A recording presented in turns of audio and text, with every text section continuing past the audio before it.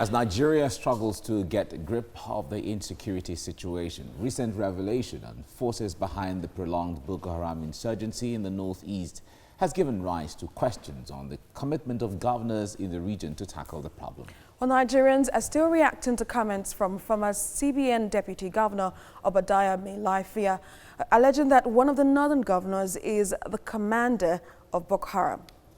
The Northern Governors Forum says a weighty allegation as that must be thoroughly investigated by security agencies. But despite this development, finding a lasting solution to insecurity remains the major task at hand right now. All right, joining us now on phone is security consultant Dixon Osagi. Dixon, it's good to have you join us right now. I wonder what you make of the interview by Dr. Obadiah Mailafia that has generated a lot of controversy around. I wonder what you make of it in the security sector or platform, or as the case may be. All right, thank you for having me. It's a pleasure. Right. I played the video myself. I played it again and again, and it's really a good heads up because in security management, you don't just disregard information that comes your way, you know. You know, the popular parlance in legal terms that says that an accused is presumed innocent until proven otherwise. We don't see that in security management. In security management, any information received, you have to consider it true and carry it through the vetting process then before you can discuss such kind of information.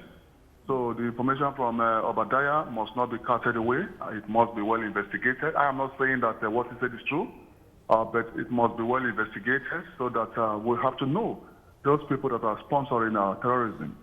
Because terrorism is a very, very expensive business, you know. The guys fighting the war are not the ones getting the equipment. They are not the ones getting the weapons, the bombs. They are not the ones paying the fighters. There are people sponsoring these fighters. So for me, I will advise the federal government and the DSS to look more into conflict entrepreneurs, because what they have been doing, the military have been doing, they are just clamping down on the fighters, clamping down on the terrorists. What about the conflict entrepreneurs? You see how Americans go after terrorists. They go after the head, you know.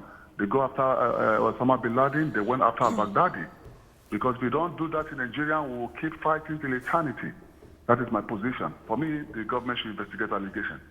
From the high-level security meetings we've seen go on in the past few days at presidential level to the expanded security meeting with the governors, do you see the government acknowledging that we're in a state of emergency and taking decisive steps to tackle insecurity?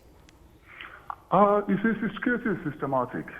What we are doing in our own climb here, we are just engaging as it comes. We don't have a plan.